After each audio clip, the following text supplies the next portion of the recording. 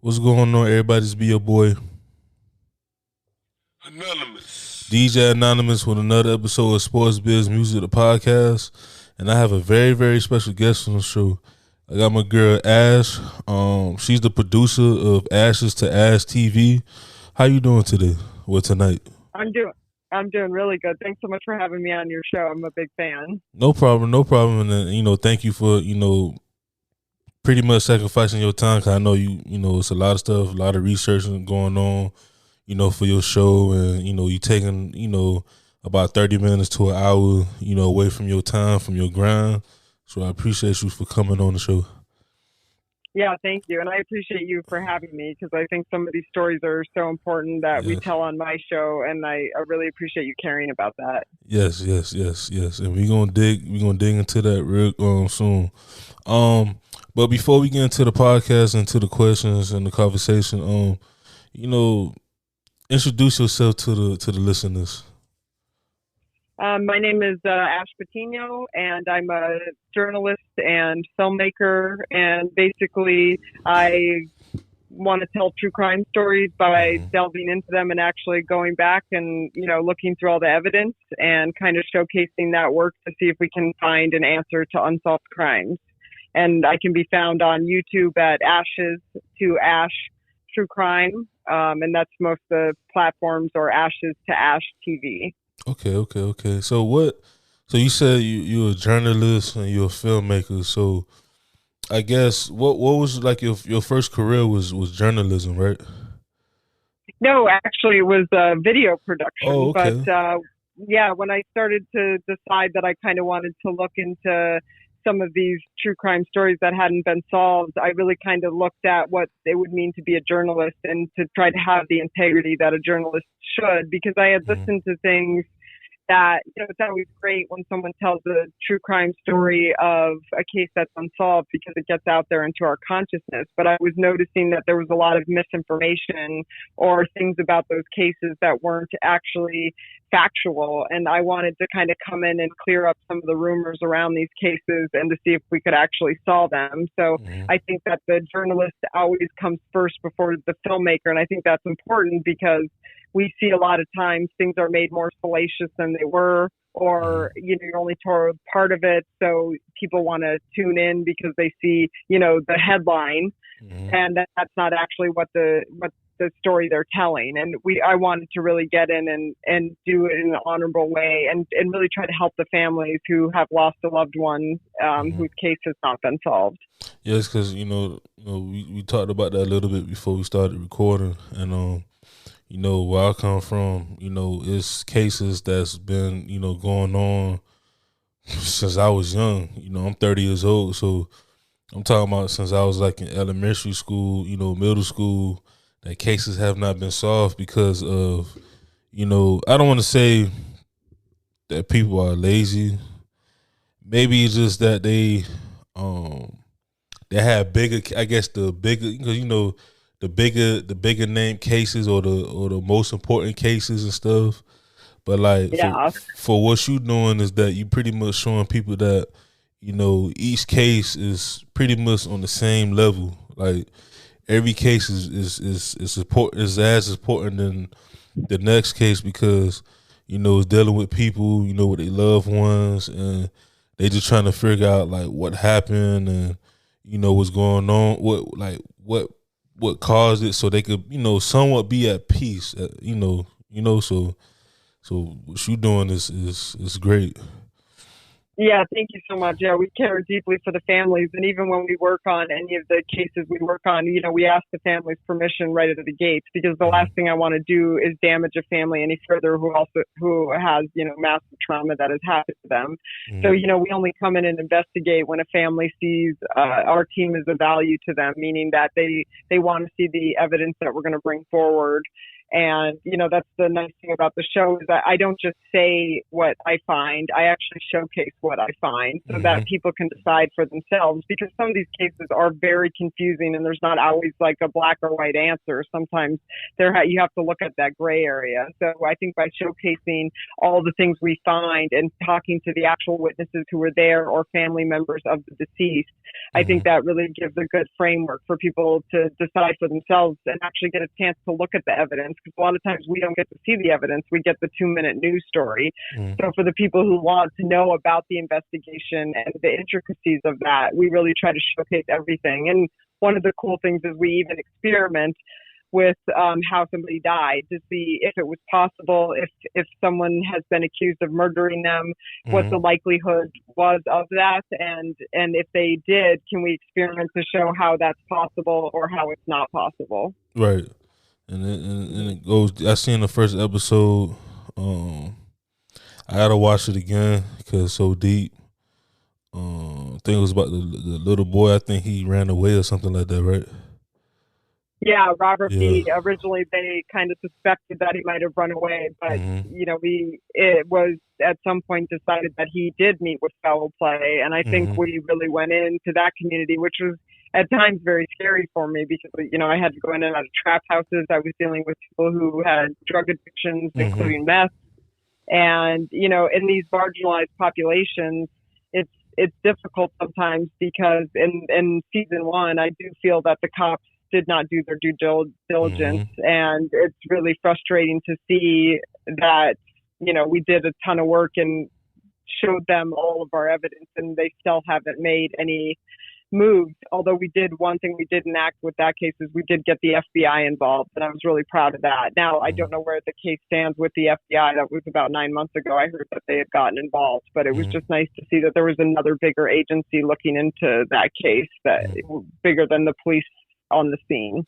So pretty much y'all I gotta finish the whole season. So y'all pretty much y'all not really, I guess, like covering the case anymore, or y'all like just y'all just letting them finish the case and just watching from from a distance since y'all already did y'all part. Yeah, that's what we do. It's not, but we are kind of a watchdog group in the fact that we do keep an eye on it. And when other opportunities arise, even from season 1, we're on season 3 now, but even from season 1, I'm still in touch with a lot of the investigators, a lot of the people that we worked with. So I feel like if anything breaks on these cases, we'll be there to help finish those stories if, somebody is put in jail for it or convicted of it or something's proved about who committed these crimes, so we kind of continue to follow it. And it's not that we just at some point start kind of reporting from behind the scenes or start watching from behind the scenes, because there's only so many times I can repeat the same thing over and over again when we found what I believe is the truth about a case. So once I feel like I've come to a conclusion about the case and I've showcased all that evidence, we do try, even with season 1, we helped protest to get the case moved from the city level to the state level. We did letter writing campaigns and then, enacting the FBI to get involved. So we do a bunch of things just to try to make sure that these cases are not forgotten about, because with marginalized populations or cases that don't hit the media, often the families are very alone. And if it doesn't happen to you and your family, you don't understand what it's like when law enforcement stops caring about your family member's case, or even worse, who killed your family member and the police aren't arresting them. So we really try to come in and see if we can piece those things together to try to, make the law enforcement pay attention to what's going on. Yeah, because I'm glad you said like y'all like pretty much like watchdogs. I like that because I feel like I actually love that because, like I said earlier, so many cases, from where I'm from, where you from, nationally, like internationally, that have yet to been closed. But, for what you doing and your team is doing, y'all pretty much is like y'all reopening the case and y'all pretty much giving, the law enforcement, kind of like give them attention, like, oh yes, we do have to finish this crime, but you also, giving the family a chance too as well to continue to connect the dots, because you know, I know a few people that have had lost ones, dealing with crime, and sometimes they, when they don't have the ability to have a source of a team or a person to like help them solve the case, it's like them doing it by themselves. They end up I'm sorry I'm not I'm sorry to say this, but they kind of go crazy a little bit, because, and I don't blame them, is because the fact that this is something that's been bothering them, since the incident happening. And I feel like for what you doing, it's kind of sort of like therapy in a way too as well, because it's like you helping them. Because I'm pretty sure they talk to y'all, right? As as y'all solve the case and everything, right? Or try to get more information on the case, right? Yeah, we're usually in direct contact with the families. Mm-hmm. That can vary if the family's a suspect. But even in season 1, the mother was a major suspect, and Oh, wow. I still am in communication with her to this day. And obviously, I'm not a big fan of some of the actions that she did, but I think we were able to prove beyond a shadow of a doubt that she could not have been involved in the death of her son. And because the timeline just didn't fit, and we showcased that timeline. We interviewed anyone involved in that timeline to back up those statements, and she was a drug addict.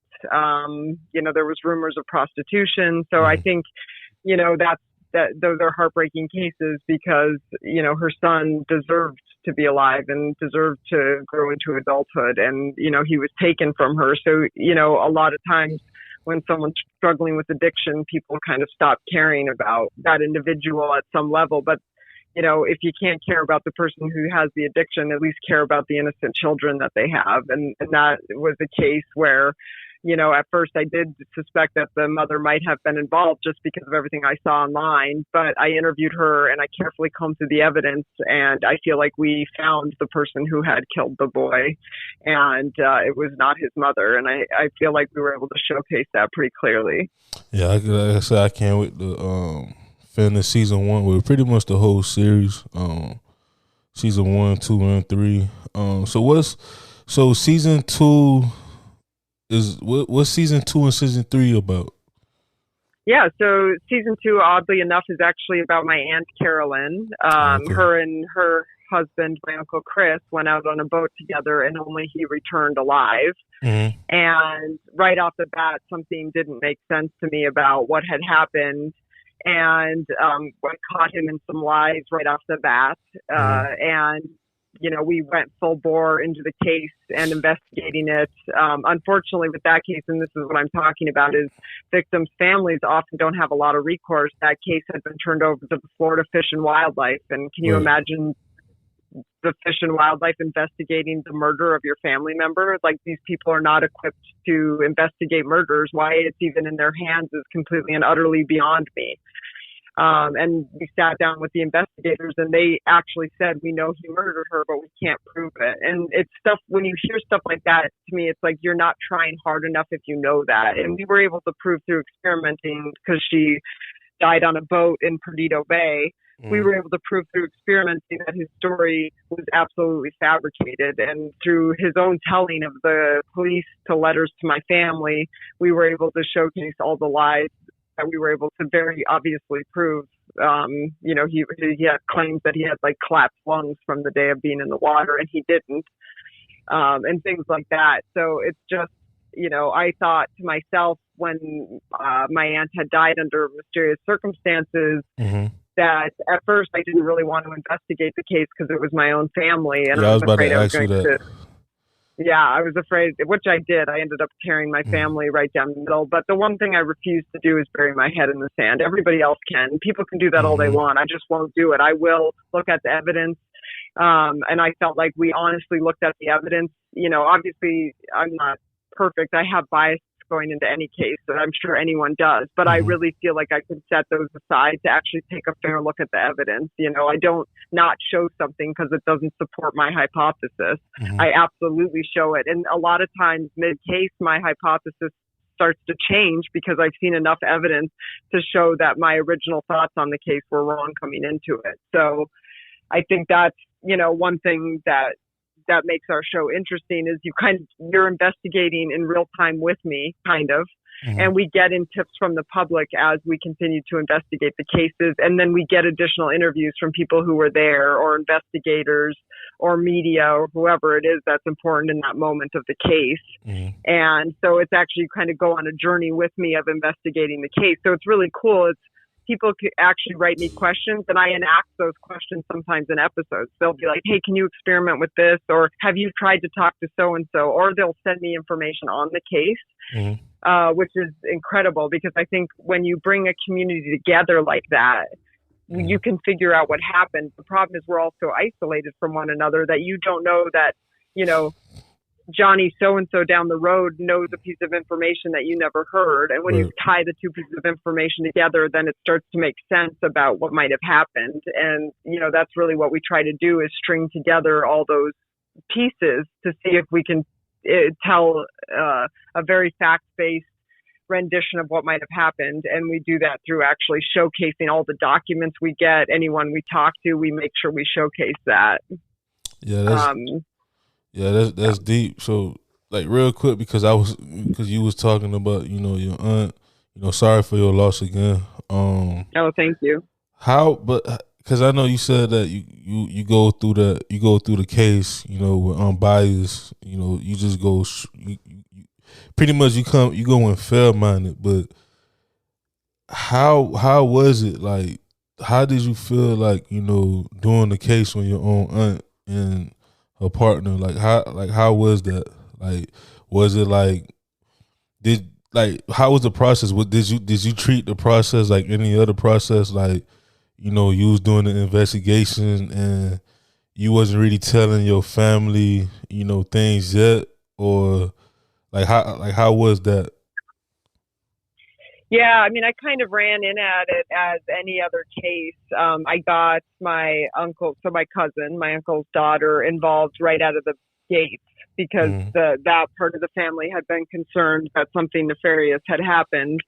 And, I do feel like in that, obviously I had some bias at the beginning that made me feel, that he had done it, but that he had done something nefarious on the boat. But I do think I was able to set that aside. And it was through, it's not my opinion that matters. It's all the people who are theirs opinions that matters. It's the medical people involved. It's the people who found Carolyn's body. It's the people who, saw Chris, the husband, come out of the water, who first saw him come out of the water. It's their testimonies. It's the test we did in the bay. We actually put someone into the bay 3 miles from shore and had them try to make the swim. So, I mean, that's how serious we are about this. And we followed them with a pontoon boat. And then the following day, I actually did the same route in a kayak and couldn't do it in the time he said he did it in. So I think I run at these very fairly. And if we had found when we did those tests that, that story could have been true, we would have said that, and that's the thing. I think that's what's interesting about my show is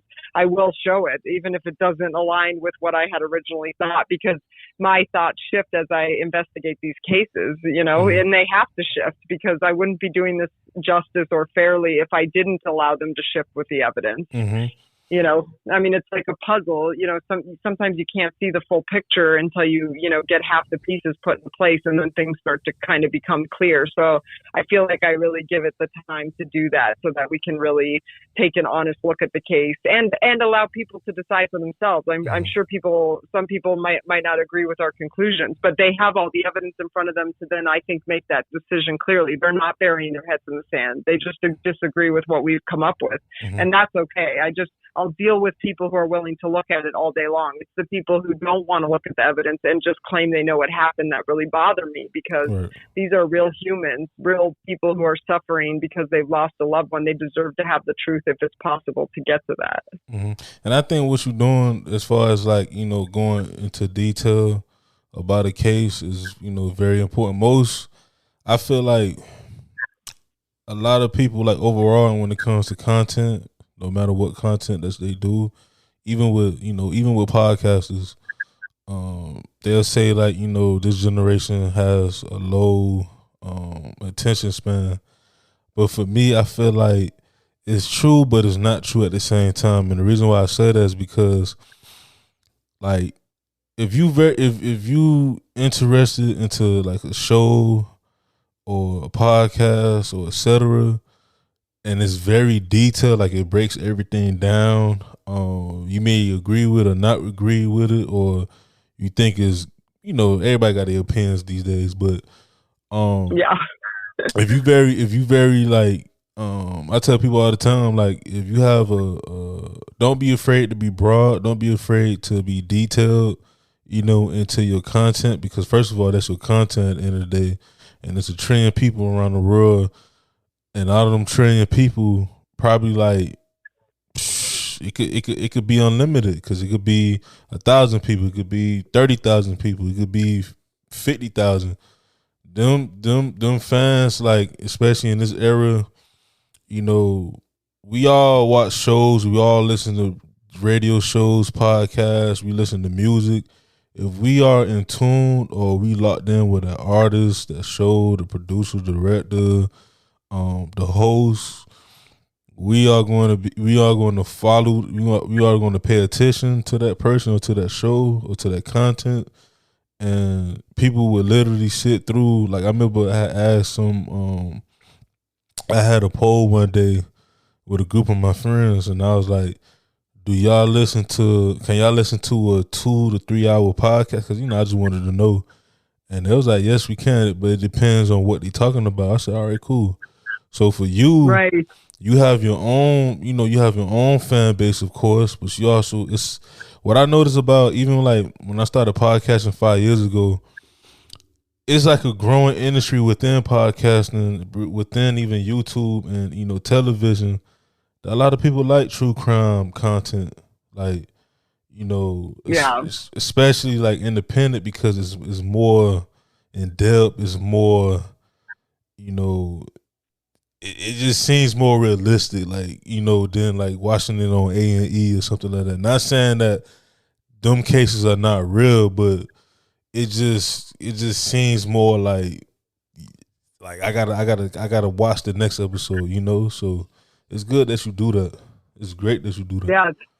Yeah, thank you. I kind of felt like I would watch those shows, or sometimes when it's a 2-minute news segment, and I would have so many questions. I'd be like, hold on, why was the person in that school? Or hold on, why did they go out on a boat? Or whatever, whatever that case is.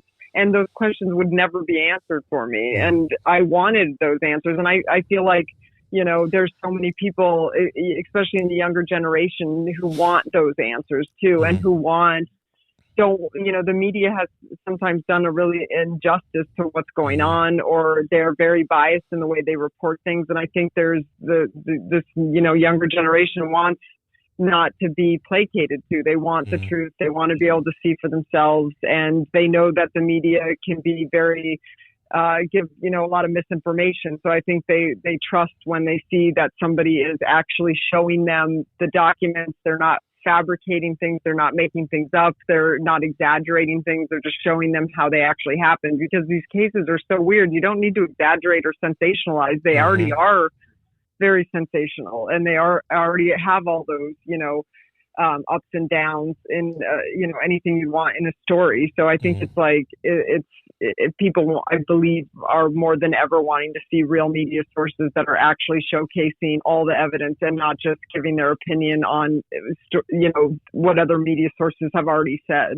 Right. Yeah, that's true. And, with everything that's going on right now, these mass shootings, people, younger kids becoming missing, older adults, they either becoming missing or suddenly, like, it's a sick world. And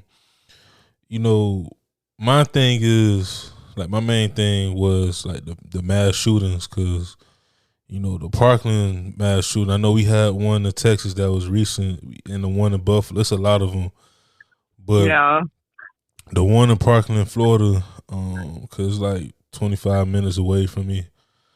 Every time I go near it's eerie. Like it's like an Yeah. eerie feeling. Like we know who the person was or is who did the mass shooting, but we have not even like we didn't even get the answer on like why did he do it? Like what was his like? Why did he just go and just shoot up a school? And the question I want to ask you is that was you ever cover them type of cases when it's like the mass shootings at the school at the mall? Like, would you do something like that? Yeah, I definitely would. I think one thing though that I look for in cases is a lot of times cases that I feel like aren't being handled correctly. Right. So at least with the mass shootings, a lot of times those are being handled. They're not letting the shooter back out. Mm, But I think you bring up a really good point. What is the psychology of somebody who does that? And I think right. it's important for our society to know that for a couple of reasons. One, because is there something we can be doing so that we don't create more of these monsters? Mm, Or are these monsters born that way? true. Or is there something innately wrong with our society? So, Mm, I mean, telling the story of that is, I think, super important because I think it tells a lot about America and where we are right now. And I mean, I think the uptick in shootings is, jaw dropping and shocking. mm, And there seems to be a very typical type of person who's doing those shootings. So what is mm, it about that type of person? What is happening in their lives that's creating them to feel that that's how they have to portray themselves to the mm, world? What are we missing that is allowing that to happen to people? And then also from the victim standpoint and the families who are survivors, it's interesting to hear because are there things you can do to protect yourself? Mass shooting's difficult because like what could you have done? Knock on out to the mall, knock on right. to school that day? Like that's not possible. So what can we be doing as society to protect ourselves without losing all of our freedoms? Because Mm-hmm. that's also scary. When you're starting to do metal detectors in schools and Mm-hmm. starting to limit certain things, that's also scary because you don't want your freedoms taken away, but also you want to drop your, kindergarten off at school and know they're going to come home alive. So Mm-hmm. sometimes too, it's important that these are cautionary tales and what can we be doing to not only enact so maybe people don't get to a point where they feel like they need to do this, and then also as spectators of it, what we can do to protect ourselves if there is anything we can do. Yeah, because for me, when it comes to them gun laws, I'm kind of 50-50 because I don't like guns. I'm afraid of guns, but at the same Yeah, time, people have their rights. If they want to own a totally. gun, they do have their rights. I just feel like I was talking to my friends, older people in my family, and they were saying pretty much, just with anything right now, especially in these days, they talk about abortion laws, all this stuff going on. People have to start going and before you get a gun, go through different types of tests, like especially mental tests, like or it's like background checks or something. Like I don't know. It's just for me, my wife is a teacher. Um, it scares me sometimes. Like you never Yeah. know what could happen. Um, Mhm. and it's like, and it can happen anywhere, not just at schools. It can happen at a mall. It can happen, at a complex. It can happen anywhere. But like, Absolutely. they want to have teachers that have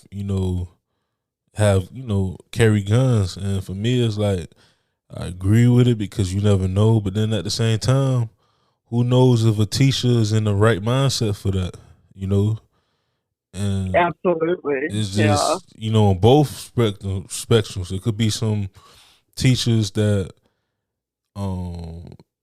it because not everybody, even when they release the law, not every teacher gonna want to carry a gun because some may be like me, they don't like guns or they have Right. PTSD. And then you got another side where the teacher may seem like she's cool or the principal or whoever, but you don't know what's in her mindset, in her state of mind. Because I had a teacher commit suicide. It was one of my old teachers from high school. she was at a gun range and she committed suicide at the gun range. And it's Ugh. like, when I think about stuff like that, it's like, it's just it's a lot. Like, Yeah. it's a lot. So Yeah. I mean, I think you brought up a good point. You know, it's mhm. like, I think we're so busy screaming at each other, especially through social media, that we've forgotten to try to listen to each other. And I Right. think you hit something on the head there that's so powerful. As you said, you know, you're kind of 50-50 about the guns. You know, you Mhm. understand people should have the rights, but then they also scare you. And that's very much how I feel. I don't want to take the right away from somebody, Mhm. but also I don't carry a gun, and I don't want to be presented with having to fight somebody who does have a gun. So it's very hard, but I think that's what's so hard. It's like either you're on one side or the other. You know, what happened to the mediation part where we're trying to figure this out, where we can recognize that sometimes gun ownership is problematic, Mhm. and is there things we can be doing to effectively, you know, mitigate what's happening? And I think because of social media and how the media portrays things now, it's really difficult to do, because instead we take both the far right or the far left and Mhm. pit them against each other, when there's a lot of us standing in the middle Mhm. wanting, you know, Yep. wanting to know that your wife is safe at school. Like, a Mhm. lot of us want that. You know, how do we make sure that happens? And I think you're right. If you all of a sudden let everyone carry guns, wow, I don't really want to be in that world either. Like, I don't want to be in a world where everyone has a gun because they're afraid. Do we have to live in that kind of fear? Like, that's a really scary world, you know, if you ask me. Mhm. Yeah, very, very scary rule.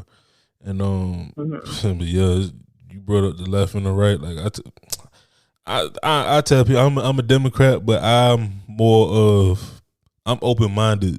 I listen to everybody. You know, it's some things I don't agree with the Democrats, and there's some stuff I agree with the Republicans, and vice versa.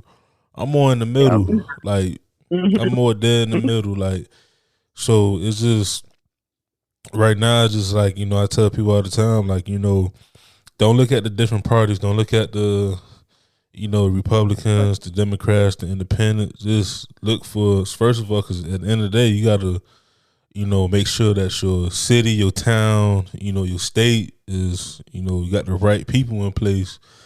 Then you worry about, nationally, like, because I learned that, like, when I was in college, I was like, growing up when I was younger in elementary school, only things I heard was vote for the president, you know, or vote for the mayor, but I didn't know about district, people that's running for the district, people weren't running for, you know, certain cities and towns within the county, so it's like right now my mindset is, I'm trying to do as much research as I can as possible, not only in my city but also in my state, like just locally, and then, I worry about nationally because, at the end of the day, we start at home. Yeah, absolutely. And I mean, I don't think people realize how important what you just said is. You know, Hmm. a lot of times I see people who just want to sit behind their computer screens and scream about how the world's falling apart, but Hmm. maybe instead find a cause or run for a political office, you know, or Hmm. support someone who is running that you do believe in. And I think we forget that, like, one person can make a difference. Like, I can't even tell you, even through season one, you know, when we held the protest, people came out and supported me. You know, when we did the letter writing campaigns, I had hundreds of people write into the state's attorney. And I think Hmm. that we have to remember that people can help in all different ways, whether it's give money or time or support somebody who is doing the work that you can't do for whatever reason, because you have to, you know, work to support your family or whatever, but support them then, meaning, like, if it means you write a letter one night that takes you 5 minutes and send it to the state's attorney because the person you're following has asked you to do that, you Hmm. know, take on that responsibility, do something besides just posting on social media your feelings about something that just happened, you know, and that's okay to do too. I'm not saying that we all need Hmm. to vent, but in the meantime, you know, write to one of your officials, you Right. know, find out who your freeholders are and support one that you back, because that's, you know, a smaller election, you know, and learn how the system works. You know, I feel really embarrassed. I didn't realize that the Supreme Court could do what they did with Roe versus Wade. I didn't realize the Hmm. Supreme Court could just make a decision like that, you know? And I think that we need to remember that we also have a lack of knowledge because some of this is really confusing. So educate yourself, make Mm-hmm. sure you understand who can make laws and how those laws can be impacted. Mm-hmm. I'm shooting a film right now where a group of people changed the statute of limitations law in New Jersey. So children who were molested can now go after their abusers, basically at any point. In most states are 2 years. You only have 2 years to go after your abuser. Wow. And I think that's amazing, That and it was is. just a very small group of, like, I want to say about 10 survivors who fought and fought, and it took them about 15 years, but they never stopped fighting. And I know that sounds like a long road, but my God, now think of all the lives that they're impacting, all the people that are going to get justice for being, raped or molested as children. I think it's just really impressive to see. And Mm. that just came from one person initially being like, I'm going to start fighting for this law. Yeah, that's amazing. I wish. Man, I don't want to talk about my governor. I got mixed emotions, but Lord have mercy. But but that's good though, because for me, I was telling my wife this, and other women in my family. I tell them, I personally, I don't believe in abortion, but I do feel like a woman she should have her right to if she want to do it, it's her decision, it's her body, and you bring up situations about being molested, and and it's like some people just can't live with that, with that feeling, Yeah. So it's just like when that broke down with the Supreme Court about that, I was in shock. I was like, "What's going on?" Like, right, we going a little bit more backwards now. Like, cause I believe that law was put in like a long time ago, right? It was like when that I law was put feel in. like 72, I want to Yes, say. yes, Is it that was like right? I think yeah, somewhere in there. like around Okay. there, like so. It's just like it's crazy. Like it's like we took 10 steps forward the last 15, 20 years, but then we took a few steps back. But Absolutely. Well, and that's one thing. It's interesting too because you have to go into those populations to understand the mm-hmm. people who are getting abortions, and I think that's one of the things because I see every life as valuable. I don't think I could have ever personally had an abortion. I have no judgment against people who get them though, but. Right. It is hard because you go into those populations and, I'm an addict myself. I've been sober 14 years, so I really understand the struggle. I mean, I by the grace of God, I stand here today, but, you see these women, I'm doing a film about women and addiction right now. And, a lot of these women who do choose to get abortions are not in a healthy place. Right. And now we're not only forcing that woman to now have a baby, and now we're putting the baby in a dangerous spot. And with addiction, it's not that easy. Then women don't just get pregnant and then decide to stop using. That's actually really rare. If someone's addicted to drugs, that's a really impossible step to take. So Mm-hmm. we need to remember that there are women who are adults and alive who are very much in danger, very much struggling, and to then force them to have to take on the responsibility of a child is really scary. Or they're going to continue to use during that pregnancy, so the child is not going to be born healthy. And that's sad. I mean, obviously, I want that life to be healthy and to come into this world, but you can't fix every person. And so that's, Right. I think people need to walk into those populations before they say, nope, we can't have that. You need to see the people who are struggling and who are the ones who are commonly getting things like abortions before you can make a ruling on if that should be allowed or not. And I think that's one thing we're forgetting. It's really easy to stand on the sidelines and be like, no, everybody should have to have the baby because it's a living organism already. It's going to be a living human here. And so I think that it's real easy to say that, right? Yeah, cause I agree. Cause like, yes, it's true, but then at the same time, it's like you don't want the child, to suffer, and then the adoption, that's a whole nother like people think like, I want to adopt a child and stuff. That's good, but that whole process is crazy. Especially for Right. like the child, because like the child, it's some kids that I'm not gonna say they don't care, but it's some kids that just want to have a family. But then you got a large percentage of kids that's it's just like I want to find out who's my real parents are. I want to find out who's my real family is, and you know if they find out, who their real parents are, and they was let's say they was a parent or parents that were addicts, or just didn't Mm-hmm. want the child, but they ain't want to do the whole abortion thing. But at the end of the day, they don't know that regardless, you putting a lot of stuff on the child. You putting a lot of pressure on the Yeah. child, like it's crazy. It's like man, Yeah. Well, no, and I mean, you bring up a good point because I mm-hmm, mean, one of the main subjects of the film I'm working on, baby was born addicted to meth, and I think people forget that that is the reality of what's happening here. Or they're born with fetal alcohol syndrome, or they have major learning disabilities because mm-hmm, of that. Now, granted, I'm not saying someone shouldn't have the right to live. Of course, they should. That is mm-hmm, not my point, but it is something that we have to think about when we are talking about those things. Is these are sometimes the babies nobody wants, right, even in adoption, and that's the harsh reality of this. And because it's the child might have major learning disabilities, they might have a really struggle time, even if they're put with a really great family. And a lot of times, really great families want a healthy, quote unquote, normal baby, and so mm-hmm, that's the harsh reality of it. And I think people really have to take a look at that before people point a finger at what's right and what's wrong. They have to right. at least look at that before they say that. Yes, man. People just on this subject, we could talk about this alone all night. But Right.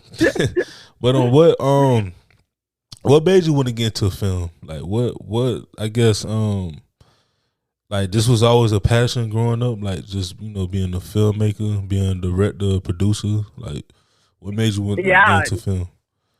Yeah, no, I was like 8 years old and my parents got their first home movie camera. And I Mm-hmm. think the writing was on the wall at that point. I had even a school paper from 8 years old where I said I was going to be a movie director when I grew up. Mm-hmm. And my path was really, I mean, I got off track for a couple of years there, but in general, that was always my path. And I think I just, at first as a child, movies are magical. So why wouldn't you want to be somehow involved in that industry? And then as I started to get older, I realized you could use your voice to fight for causes, to fight for people, to fight for things. And that's when I really started to grow a passion for it, when I saw the impact it was having on people. Or my first documentary, Mallory, Mm-hmm. was about a 12-year-old girl who committed suicide after being bullied at school. And Wow. I saw the people write in and be like, wow, you saved my child's life, or this allowed us to open up a conversation about bullying, or we've, enacted this bullying program in our school now. Mm-hmm. And when I started to see the impact of the mom of the daughter who killed themselves and her work, and then the work through the film and how much that impacted people, I started to really realize that I could be part of the solution rather than the problem. It's about, doing something to help your community with whatever your strengths or superpowers are, because we all have different strengths. Mine just happens to be filmmaking and journalism. So people should look at what they're good at and try to help their community, even if, you don't always have to, it doesn't have to be about the president, like you said. Maybe it's something in your community you can do. Mm-hmm. Yes, yeah, and you brought. I got. How can I watch the documentary on that? Yeah, so the Mallory's on like Amazon and iTunes, I guess, is where most people watch it. You can also get it on like Vudu and PlayStation and a lot of those smaller platforms Okay. too. So Okay. yeah, but Amazon's where most people watch it. Yeah, please send that because I got Amazon, so please send that to me. Oh, Once definitely, I will. the interview is over. So, I guess who did you like look up to growing up? As like a filmmaker, who producers, in the music industry, in the filming industry, like who did you look up to? Like who's like I guess your top 3 or top 5 um, just influences that you say one day I want to not pretty much be like them, but like be successful like them. Yeah, I guess way back when I was very young, it started off with Texas Chainsaw Massacre. Oddly enough, I was very big into horror films, so I think that's really where my love for film started. My parents, for some reason, didn't ever tell me I couldn't watch scary movies, even from 5, 6, 7. So that's what I started consuming from a really young age. So I think, initially that's where my passion for filmmaking came in. And even at the age of 21, I had made a film called Suicide Run. Wow. Which I actually kind of did decent, oddly enough, looking back. But it was, it's a B horror film, so it's kind of amusing to watch now. But yeah, that's kind of where my passion started. And then, as you grow older, I think you start to think more about not just the entertainment side, but how you can find a voice in that. So, the next person was really the inspiration of Mallory's mom, Diane Grossman. Just seeing her fight, I wanted to fight alongside her. And so that prompted the first documentary that I made. And then, I think the person who always told me as a female, I could do anything I wanted. And in a male dominated industry, I don't feel like I've ever had a setback. And that was my dad. I think, dads, how they treat their daughters is really important, because my dad never made me feel less than because I was a woman. He always made it very clear that I could do anything anyone else could do. And he never, I mowed the lawn. I helped him he did construction. I helped him. I was never treated like a delicate flower. And I think that, those, I think, are some of the biggest influences in my life that made me strong to be able to stand up to people and to be able to say when I think something's not right, or to be able to create something that tells a story about something that we could all be doing to help our society and communities at large. Yeah, because I got a 2-year-old, and I think about, my relationship with my mom. I was a mama's boy growing up, so I tell people all the time, like, if it wasn't for my mom, I wouldn't know how to cook or clean. I wouldn't know how to organize. My mom did a lot for me growing up, especially being a single parent. But when I look at my daughter, sometimes I look at her like, man, I don't want her to do too much, but then it'll be some days where I'll be like, you know what? I want her to learn, different things, so that when she get older, when she get married one day, if her partner is not, available, husband's not available to do, do certain things, she could do it, or she could know how to take the certain steps to get certain things accomplished. Not saying that I want her to be too independent. I just want her to, just be aware of that. Sometimes being having a partner.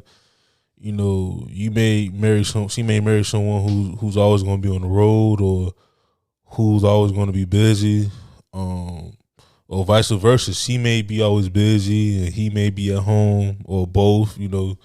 So it's just like, I just want to teach her certain things, so when she grow up, she won't get too flustered with a lot of things, or too overwhelmed. Because I feel like, as kids, girls and boys, that they need to learn, home economics. They need to learn how to cook, clean. They need to learn how to, when they get older, they need to learn how to, write a check, go to the bank, pay bills, invest, they just need to know all the important sides of, home economics, So you say your dad, make sure you help them, cut the grass and, do other things, that, what men do around the house. Like, I feel like men and women should do both. Cause my son too, I want him to know how to cook when he get older. Like, when I have a son one day, hopefully, like, I want him to, when he get older, he don't have to always depend on his, his wife to, cook for him. He could cook for himself or he could cook for the whole family.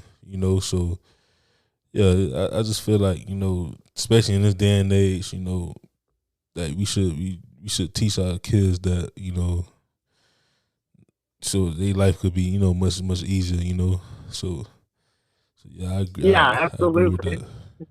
Yeah, I think that's awesome too, because I think that, a dad with his daughter or kids in general, it's just, Hmm. it's such an important relationship. And, I had heard other females in my industry kind of say, they weren't taken seriously or they didn't get jobs because they were female. And I never felt that Hmm. way. And I sometimes think it's because I didn't know any difference. I never thought I was different. I thought I was just as good and just as, right for the position. So I fought, hard. And I think some of them give up earlier because they innately feel like they don't belong there when that's not true. They do belong there, but because they don't have the confidence, and part of that is, parents instilling that confidence in you. So I think that's such an important thing that parents can do for their kids is make them feel confident and valued, because then they'll go into their work lives and in their relationships feeling that, and they'll make sure they pick good partners and good jobs because of Hmm. that.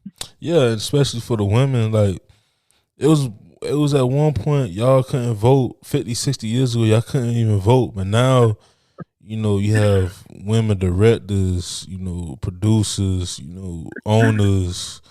A lot of y'all is in politics now. There's a lot of politicians that are women. So it's just like when I look at my daughter, I said, and when she get older, when I can have, we have, I talk to her, she's 2 years old, but when I can hear more feedback from her, I'm encouraging her to be like, it's endless now. I have to remind her like 50, 60, 70 years ago, women couldn't even vote, women couldn't even go work, at one Right. point. Now y'all, y'all taking over, y'all up there, with us. And I love that because the fact that my grandmother, when she was living, she just like my granddad, they had their own businesses, but they also worked, a 9 to 5 like for the government. And my grandma was the one that used to tell us, my cousins and them that, it's good to work a 9 to 5, but it's also great to have your own business, And her business, she was sewing up dresses, making dresses for, all the girls and stuff, for their proms and whatnot, even the boys too, for their proms and, or she did stuff for weddings. So it's like, I just feel good, to say that, my daughter, she could do anything she wants in this world, and she ain't got to really worry about nothing because some like you, like it's just a handful of y'all, women that's doing it right now. Y'all open up the doors, and y'all don't realize that y'all open up a lot of doors for the next generation. So I appreciate it. Yeah, thank you. Yeah, it is, and it's nice that you starting to see things like, Hmm. Congress and the Senate and other things, not just being, white males. You see Right. women, you see minorities, and I think that's amazing. Like, I want, our country to be represented fairly, and I think Hmm. that makes us represent everybody then, rather than just one population. And Right. so I love that there are, minorities stepping up and women stepping up to take on those roles, because, my hope is in 100 years, it won't look like it does now, because everyone's having kind of more of a fair shake and a fair say in what's happening, rather than just feeling like one part of the population is just being told what's going to happen. They actually have a voice in that. Right. Yeah, that's true. That's true. So before we get into Ashes to Ash TV, because that's your baby. Yeah. What's so we talked about season 2. What's in season 3, real quick? Season 3 is about a 17-year-old male named Kendrick Johnson, who was found deceased at his high school. And he was found inverted in a gym mat that was standing up, and his feet were towards the top and his head was towards the bottom. So it's one of those really confusing cases was it accident or murder, and this to date has been by far my most difficult case, because I went into it because I cared about what happened to Kendrick Johnson, and it's definitely become a race-fueled fight now, because the people being accused of their murder are white and Kendrick Johnson was black. And that's I came into it just to find out what happened to Kendrick Johnson and to get some peace for their family. I didn't think I was going to walk into a race-fueled, divide here. And so it's been a really difficult case that way, because, I didn't think about that when I started it. I was just thinking about that there was a victim that I wanted to, help tell his story. And instead it became this very volatile situation, which is really interesting, and has made me question a lot of the things I'm doing. So it's been a tough case.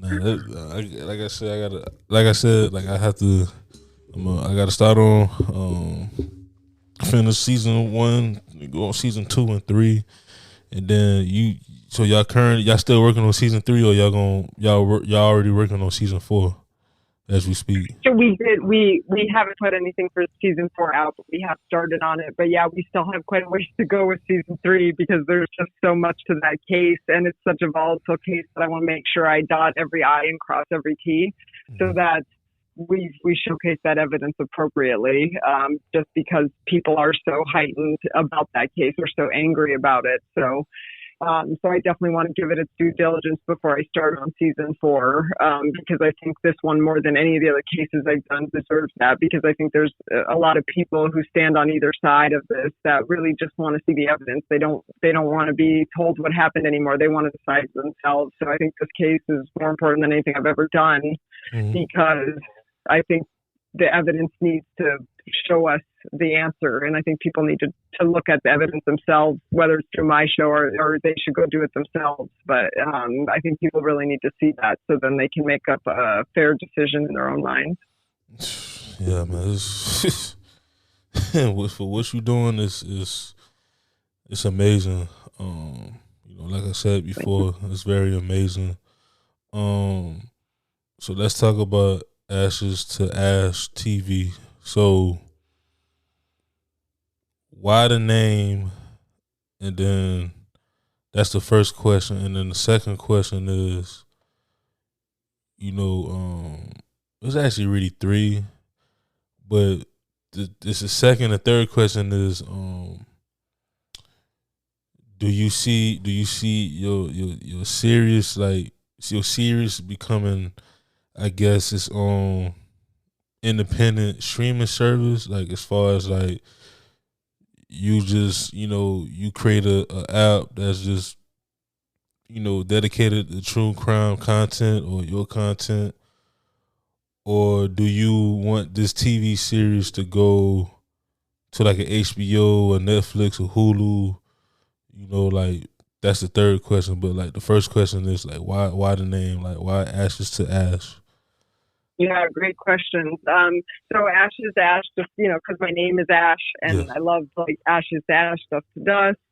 There were just a lot of implications. Plus, when we die, cremation, ashes. There's a lot of things I thought applied really well to the true crime genre.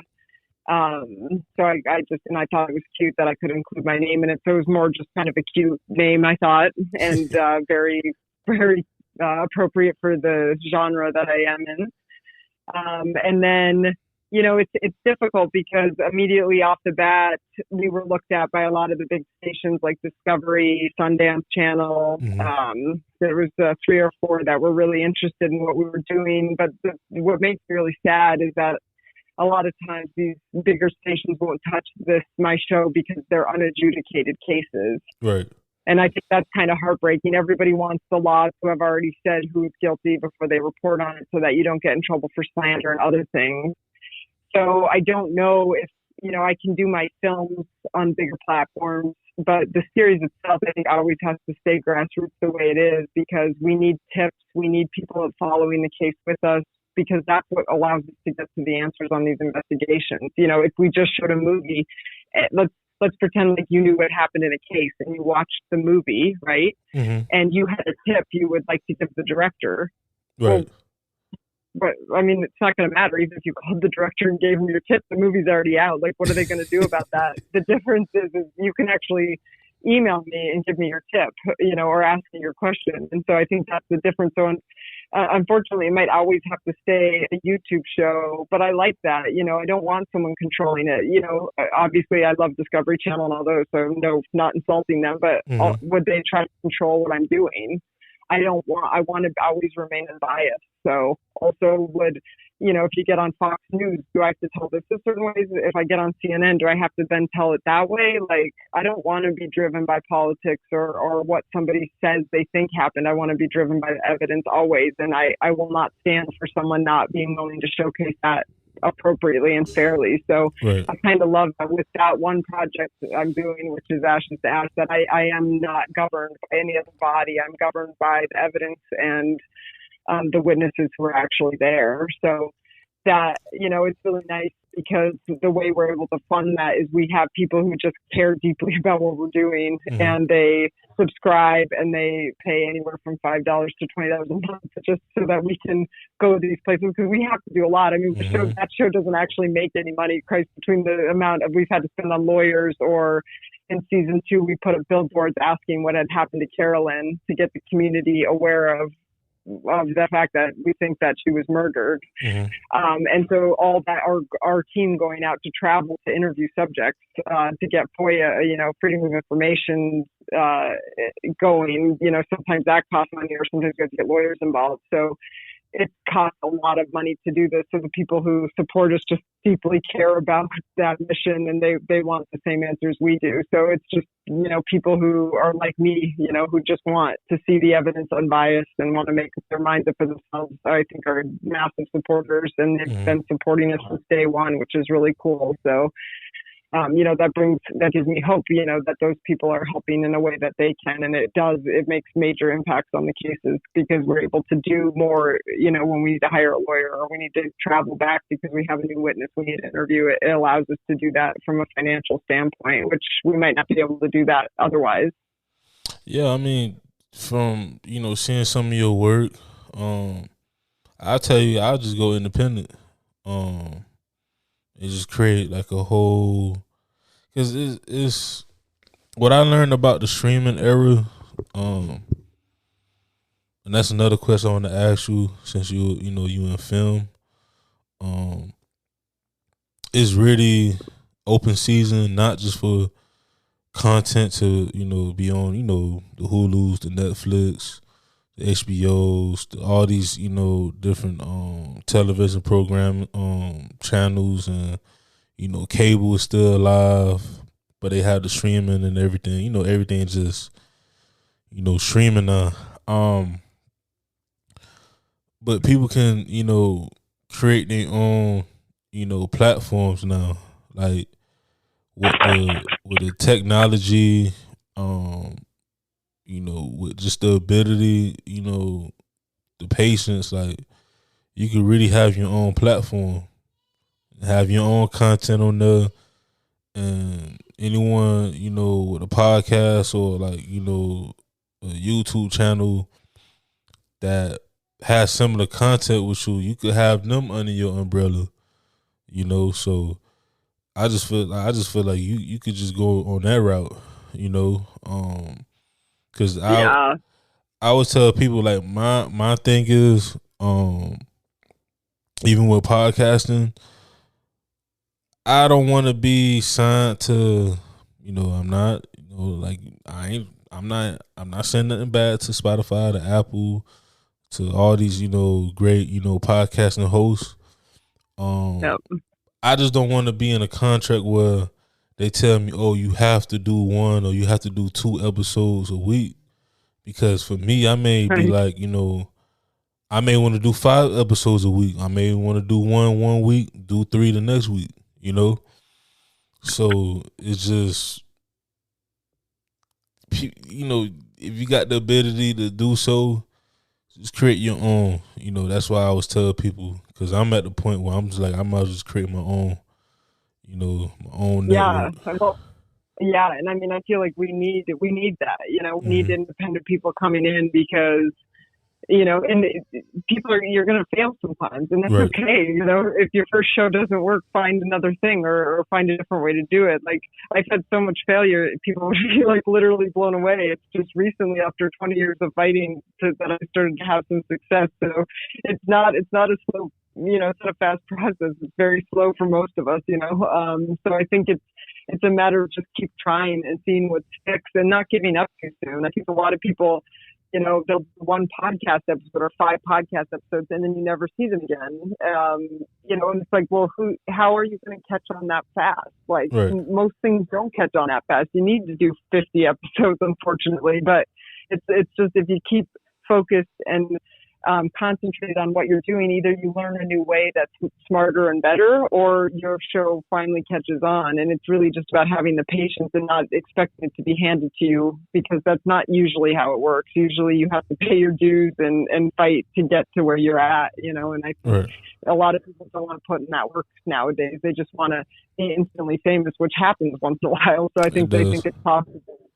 Yeah. So to me, though, I feel like in most cases you just have to really work hard and be nice to people and communicate. Like, what you're doing is you're interviewing all sorts of people. Like, think of the network you're building, that's amazing. The people you could call and now ask a question to if you had it, or be like, hey, do you think you could help me with this? Like, that network is going to be so important. And, that took me decades to build a strong network.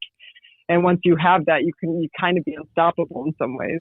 Yes, because best believe, I may hit you up, because one of my dreams for my show, I tell people this all the time. I said, if my show could end up being on the, because even with all this streaming and stuff going on, I still got to ask you that one question. I still want to be on satellite radio. People don't realize that satellite radio is probably even bigger now than it ever was, because it's in more newer cars. They have their own streaming app now. So, like, Sirius XM radio, when they merged, like, I don't know what happened, but that's a whole nother, market. And then 2, I want to have my own, either TV series or like a TV series, like, so if I need a producer, I'm gonna come and holler at you, because I see your work and I'm like, I'm gonna need someone like you. But well, thank you. So one of the last few questions I have for you is, I've had artists come on the show, and I asked them about, like, the streaming service in terms of, like, music and observations about it. But you being in film and in producing, and you seen all these new streaming services come out almost every year, because it was at one point where a lot of these kids don't even know that Netflix used to be you could rent movies, from back in the day. That was like Blockbuster, but you could rent, doing the internet. A lot of these younger kids, like, that was probably born, like, after, I don't want to say 99, 'cause I want to say like 2001, 2002. They didn't even know that Netflix was like that until it started, doing streaming, and then Hulu came, Amazon. Now you got HBO, Showtime. You got all these other, streaming services now. Even with sports now, it's ridiculous now. So, for you being in the industry, especially in the film industry, what does the streaming services help a filmmaker like yourself, or does it hurt a filmmaker like yourself? Because it's like, every time I turn around, there's new content coming out, within these streaming services. So, what's your opinion about the streaming services? Yeah, God, that is a great question. It is really complicated, because unless you hit it big, unless you have a film that for some reason really gets a powerful reaction, or you have somebody in it that is going to get people's attention, it's really hard. I kind of feel like the filmmaker loses on a lot of this. Yeah. You're like last person to get paid, even though you're the one who made it, and you feel like everyone takes a huge chunk. So by the end, it's you feel like you're making pennies when you spent a year or 2 or 5 or whatever it was, making the project. And so it's really difficult. I mean, at the level I am right now, what's been the best financially is having people subscribe to me directly. Right. And I built my own website for that reason, because I watched another podcaster, obviously I do video, but I watched a podcaster get his platform pulled down because his fans turned on him and basically got his platform. He got it back up, and he basically got his entire business ripped out from under him because some people didn't like what he was saying.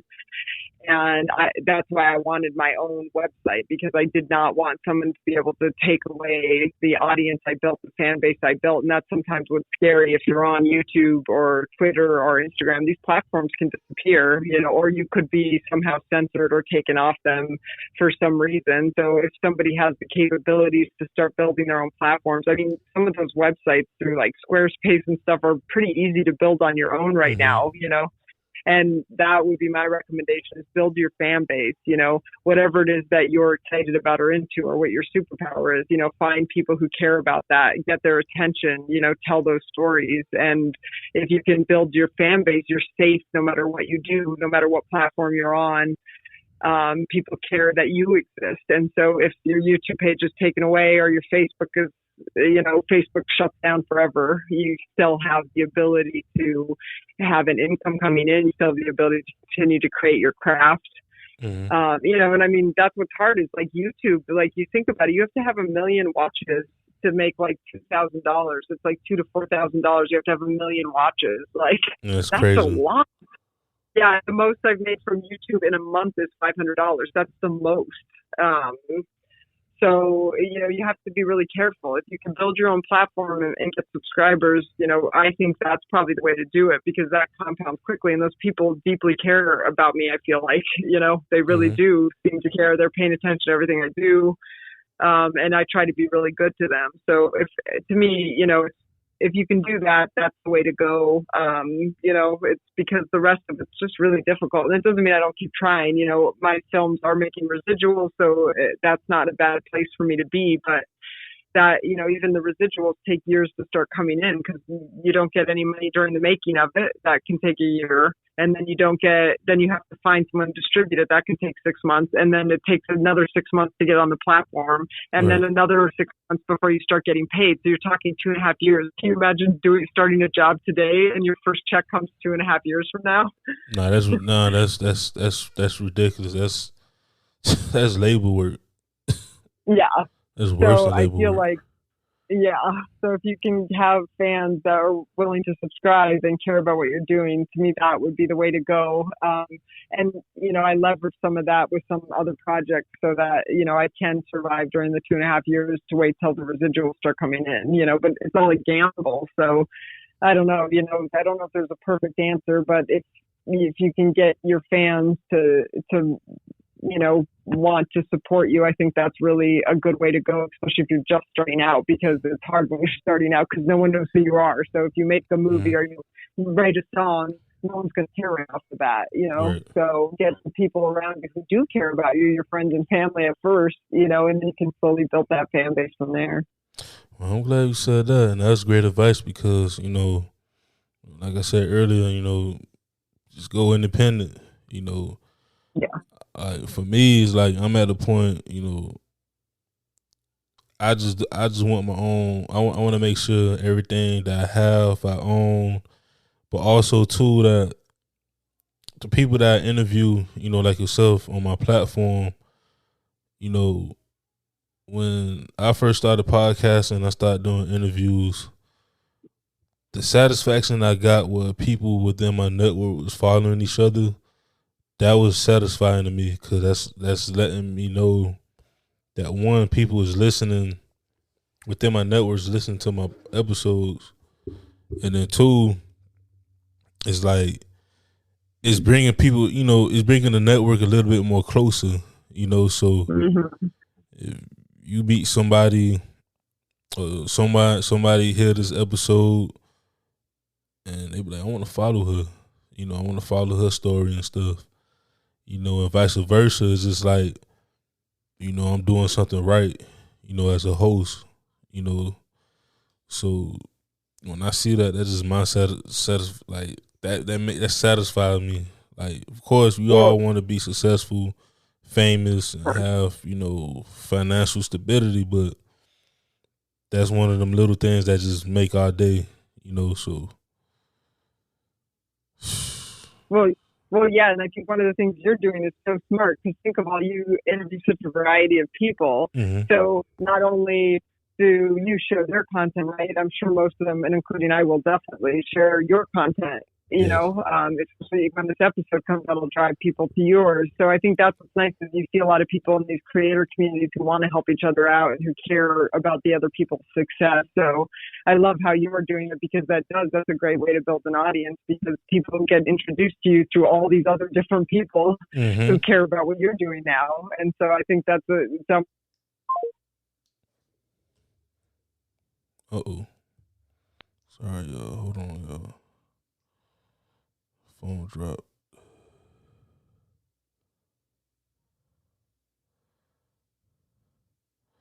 It was getting good too, y'all. My bad. Phone dropped. You have reached Ash. Please. Hold on, let me see. I'm gonna call her back, y'all. Cause we going. I think we was going for not 2 hours. I think it was about an hour and 30 minutes. We still recording. I'm trying to call her back.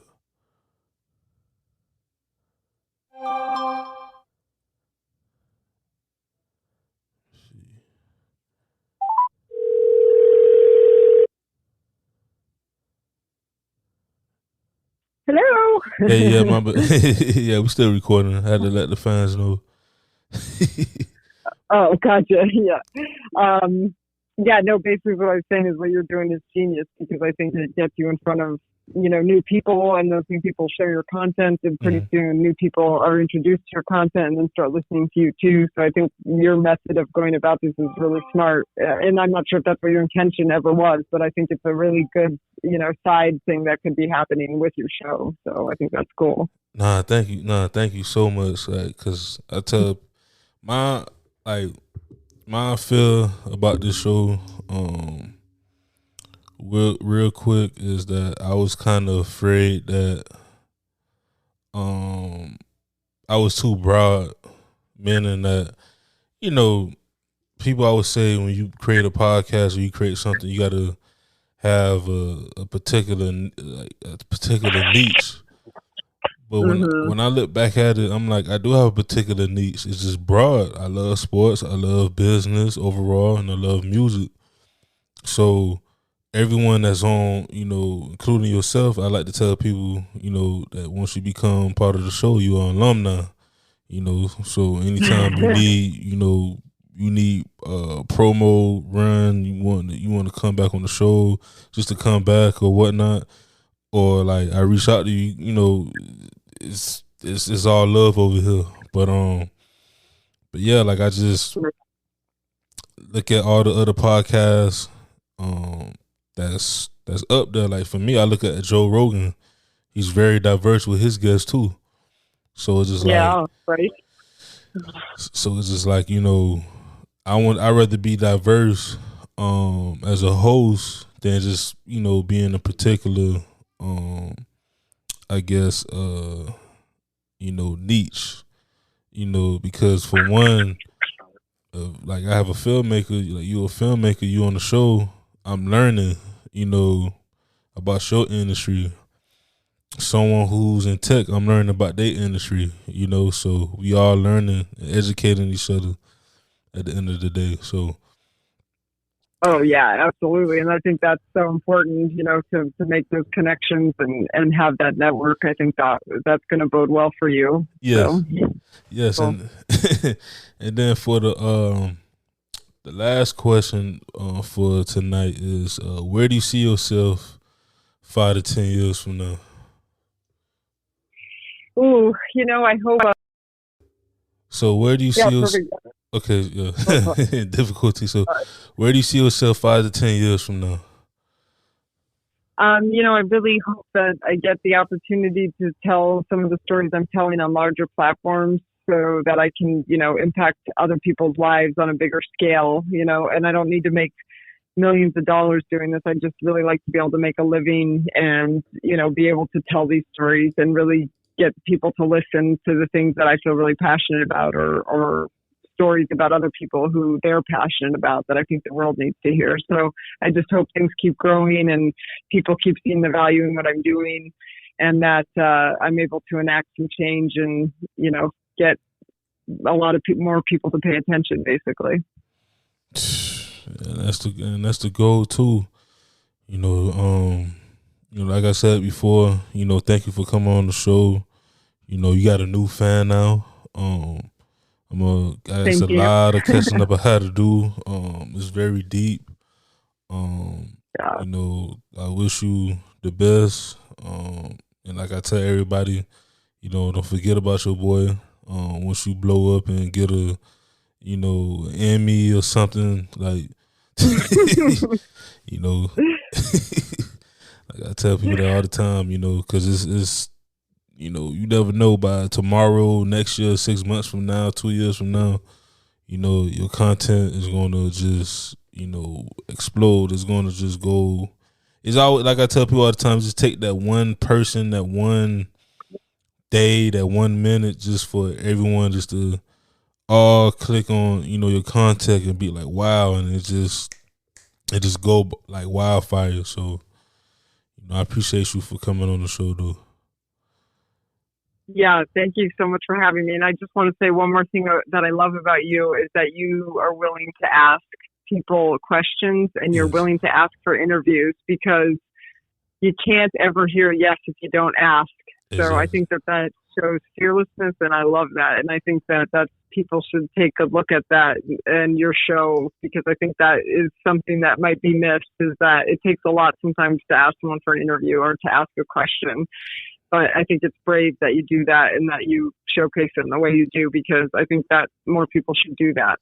Yes, because I've had, like I tell people, it's not easy. I have a lot of yes, a lot of no's, and a lot of maybes. So I just go out there and just ask. But you have any recognitions, any shout outs before we officially close off the interview? Gosh, so I hadn't even thought about that. Yeah, sorry, you caught me off guard on that one. So yeah, I don't think I have any off the top of my head there. That's all good. But appreciate you coming on the show. Appreciate the compliment. Appreciate what you doing. Foremost, like just finishing cases or resuming cases, for the loved ones, so that people may not, people still be grieving, but they have some type of closure, at some point, So I really appreciate you and your team. Thank you so much, and thank you for interviewing with me. No problem. And everybody's been your boy, DJ Anonymous, with another episode of Sports Biz Music, the podcast with my girl Ash from Ashes to Ash TV, and we out. Peace.